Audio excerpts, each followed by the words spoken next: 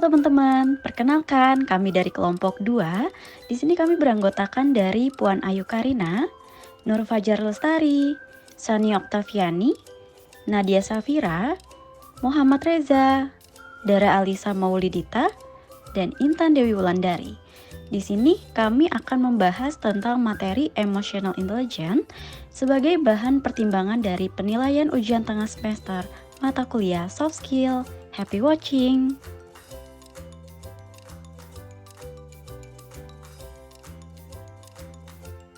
Dalam video ini, saya akan menjelaskan apa itu soft skill.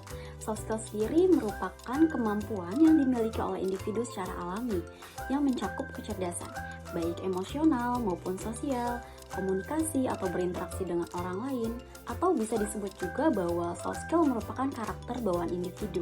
Soft skill merujuk pada keterampilan yang tidak bersifat teknis atau spesifik pada satu bidang tertentu.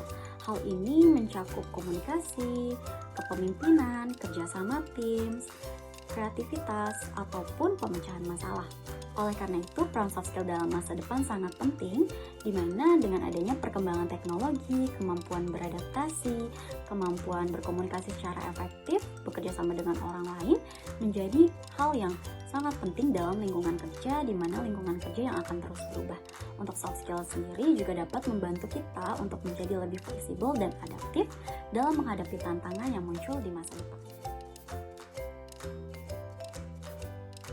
Kecerdasan emosional menurut Daniel Goleman ialah kemampuan mengenali perasaan, baik itu diri sendiri ataupun perasaan orang lain, kemampuan memotivasi diri sendiri, dan kemampuan mengelola emosi dengan baik pada diri sendiri dan dalam hubungan dengan orang lain.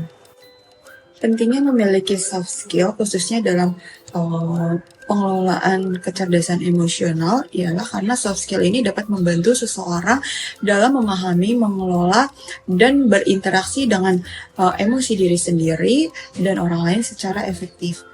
Kemampuan seperti berkomunikasi yang baik, empati, kemampuan memecahkan masalah, dan kepemimpinan dapat membantu seseorang untuk meningkatkan kesadaran diri sendiri, mengontrol diri, serta membangun hubungan yang lebih baik dengan orang lain.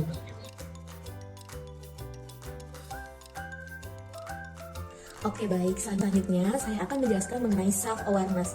Apa sih self-awareness itu?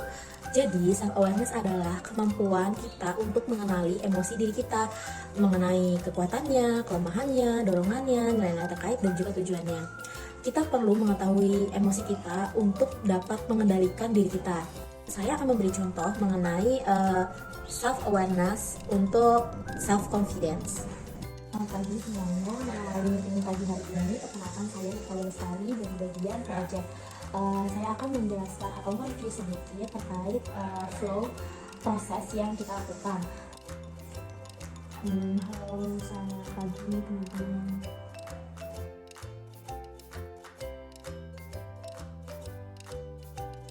Adalah kemampuan untuk mengendalikan diri akan suatu tindakan yang akan dilakukan ataupun sedang dilakukan. Self-management juga dapat dikatakan sebagai kemampuan individu untuk dapat mengendalikan diri dalam membuat proporsi skala prioritas, seperti hal-hal apa saja yang dapat dilakukan ataupun tidak dilakukan, serta dapat memilih dan memprioritaskan apa saja kewajiban yang harus dilakukan terlebih dahulu. Terdapat banyak jenis aspek dalam self-management. Salah satu aspek dalam self-management yang penting dan dapat kita terapkan pada kehidupan sehari-hari yaitu time management. Time management adalah cara seseorang memanfaatkan waktu sebaik-baiknya, terutama saat bekerja. Adapun beberapa contoh time management dalam dunia kerja yang dapat diterapkan adalah memaksimalkan waktu produktif, datang rapat tepat waktu dan melakukan persiapan, membuat agenda jadwal, serta menyusun rencana dan tujuan proyek.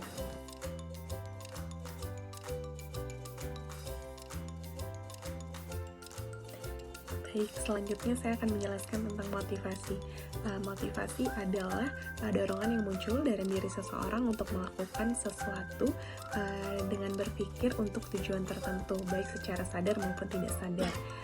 untuk suatu hal yang bisa menyebabkan seseorang ataupun kelompok tergerak untuk bertindak sesuatu dalam mencapai tujuannya. Biasanya motivasi seseorang bisa didapat dari kebutuhannya, dan bisa juga berasal dari orang tua, teman, ataupun sahabat yang bisa meliputi pikiran, perasaan, hingga pengalaman di masa lalu yang dimiliki oleh individu tersebut. Perasaan baru kemarin UAS, sekarang udah UTS lagi aja. Gue harus belajar biar bisa dapat nilai bagus.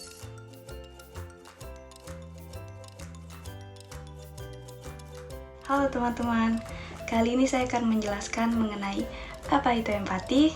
Jadi empati itu adalah suatu kesadaran atas perasaan, kebutuhan, dan keprihatinan orang lain. Singkatnya itu bagaimana kita memahami perasaan orang lain. Empati itu sendiri terbagi menjadi beberapa bagian, tapi kali ini saya akan memberikan contoh satu, yaitu understanding other. Sebagai berikut. Dalam video ini, terlihat dua orang yang sedang berkomunikasi mengenai pekerjaannya. Salah satu di antaranya terlihat menjelaskan sesuatu, dan salah satu di antaranya sedang fokus mendengarkan apa yang sedang lawan bicaranya jelaskan. Maka, dari contoh tersebut, mencerminkan cara seseorang dapat mengaplikasikan kemampuan understanding other dalam berbagai situasi interpersonal.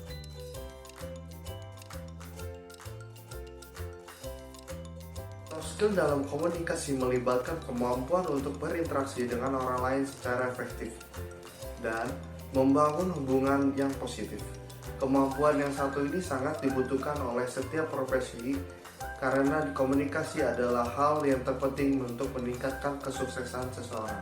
Komunikasi adalah kemampuan untuk bekerja sama dengan orang lain dalam konteks kelompok atau tim yang merupakan keterampilan sosial yang penting dalam berbagai situasi, baik tempat kerja dan pendidikan maupun dalam kehidupan sehari-hari. Komunikasi juga merupakan kemampuan untuk menyampaikan ide dengan jelas, berkolaborasi dengan tim, dan membangun hubungan dengan rekan kerja.